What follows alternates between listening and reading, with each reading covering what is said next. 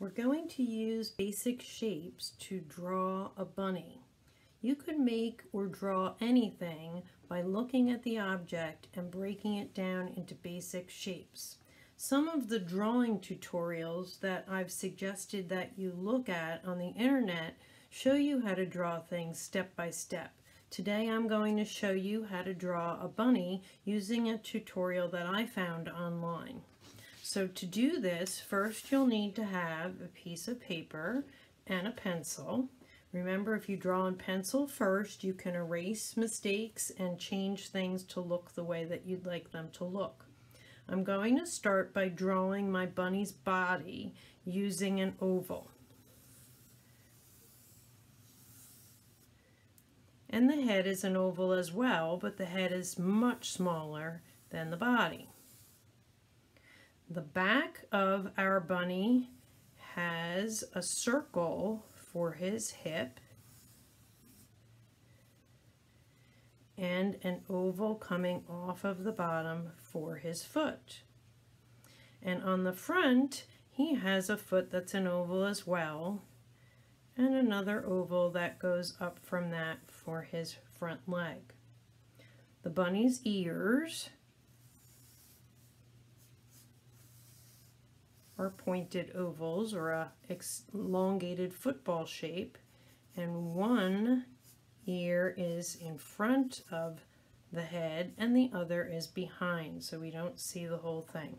And his tail is a circle, and we're only going to see a portion of that as well because the bottom end of the bunny overlaps that. Our eye is going to be placed in as a football shape with a circle inside, and our nose. When you're done with your bunny, you can go ahead and clean up any lines that you don't want and add some details. So I could erase the line inside where the head and the ear overlapped, and I can erase the line where the head overlapped the body, and erase the lines that came together to make his hind leg, and erase the lines that came together to make his front leg.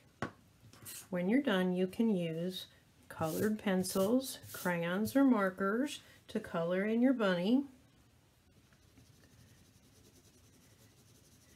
When you use your colored materials, remember that if you press a little harder, you can make that color look darker, and if you press a little bit lighter, you can make it appear lighter. So if you want to shade your bunny and make it a little bit darker on the underside, or somewhere where one part of its body overlaps another, you could press a little bit harder with your drawing tool.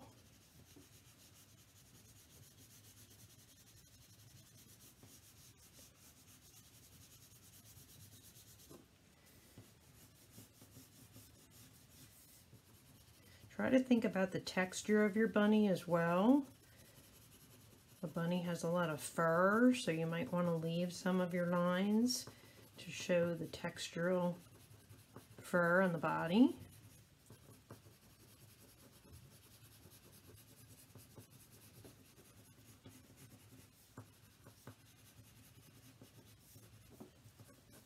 And think about the areas that are rounded. You might want to change the direction you're using your drawing tool to accent that rounded shape.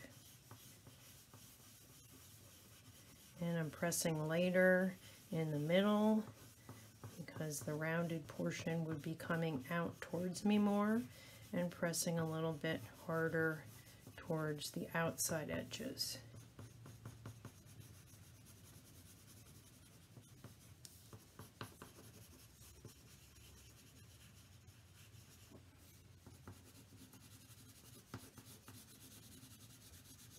And since one ear is behind the head, I've shaded that a little darker, and one ear overlaps the other ear.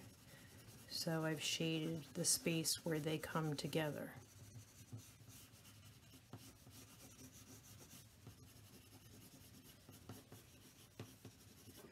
And our bunny can have some pink on the inside of his ear.